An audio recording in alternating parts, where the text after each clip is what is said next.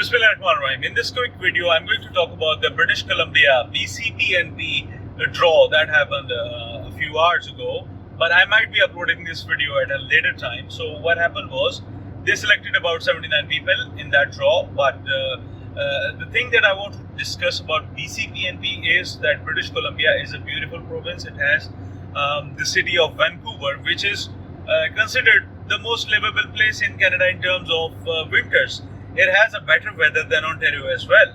So many people try to move towards Vancouver, although the Vancouver rent prices are skyrocketing, but still people prefer living in Vancouver because of the mild weather, you can call it, as compared to the other Canadian cities and provinces. Okay, so BC PNP is everybody's dream, but the thing is that they are not yet open to the people who don't have a job offer. Okay, and about the job offer, let me give you a theory. People who are living in Canada on a spousal work permit, for example, if your spouse is there in British Columbia on a study permit, and you go there on a spousal work permit, okay, then all the companies, all the employers will be available to you, and you would be visiting them. You would be sending out your CV through many job listing portals. Okay, and because you are there, because you are in front of them, they could interview you. Then they could give you a job offer. Okay, and based on that job offer, you would be getting BC PNP. Okay, and another scenario for getting job offer is the students who have completed their studies in British Columbia, and now they are on a postgraduate work permit, and they get a successful employer job offer. They are another batch of people who would be successfully getting job offers. Okay, so these are the people who are already living in Canada, maybe on a temporary resident visa, TRV. So these are the two most viable resources or the procedures to get a job offer. Let me give you an example. As I'm in Pakistan, say I have an MBA and I'm looking for a job, then getting a job offer from within Pakistan is also not very easy.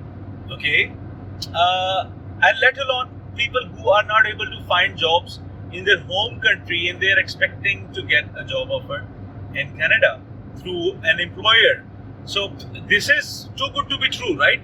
So the people who tell you that pay me $40,000, $30,000 and I will get you an LMIA. Now, keep in mind that most LMIAs are 50 points, 50 CRS points.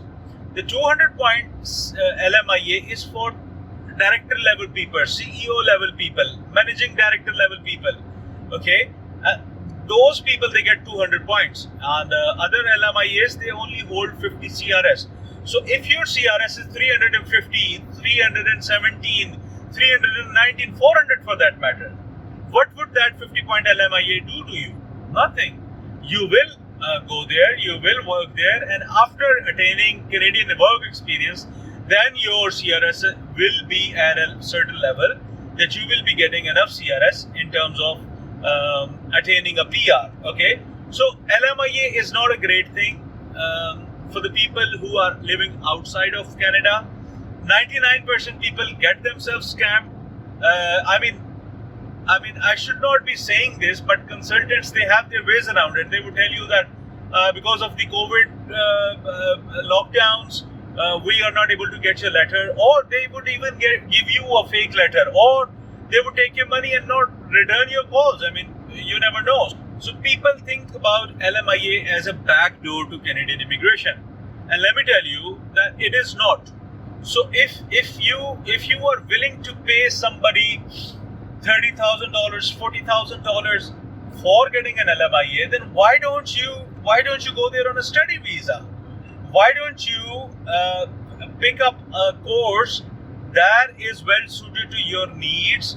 Even if you have a job gap, you pick up a course that requires a work experience. Okay, there are certain courses, advanced level courses, where the requirement of that university is that you need to have work experience, a job experience. Okay, so in that case, you can cover yourself up instead of going to some postgraduate diploma that are meant for fresh graduates. Instead of going for those programs, you can choose a smart program which will suit your need, and you will write an excellent SOP. And in that SOP, you would be highlighting why studying in that college or in that university is great for your career progression, right? So if you are able to justify yourself, then you can get your study permit. I mean, it is not beyond acceptance, okay? But LMIA, in my opinion, is beyond acceptance, okay? So don't fall for these traps. If British Columbia needs a job offer and you don't have a job offer, then don't think about British Columbia. Forget about British Columbia. Think about Saskatchewan Immigrant Nominee Program. Think about Ontario Immigrant Nominee Program. Think about Alberta Immigrant Nominee Program. I mean, if you have a relative, then you can think about Manitoba PNP program as well.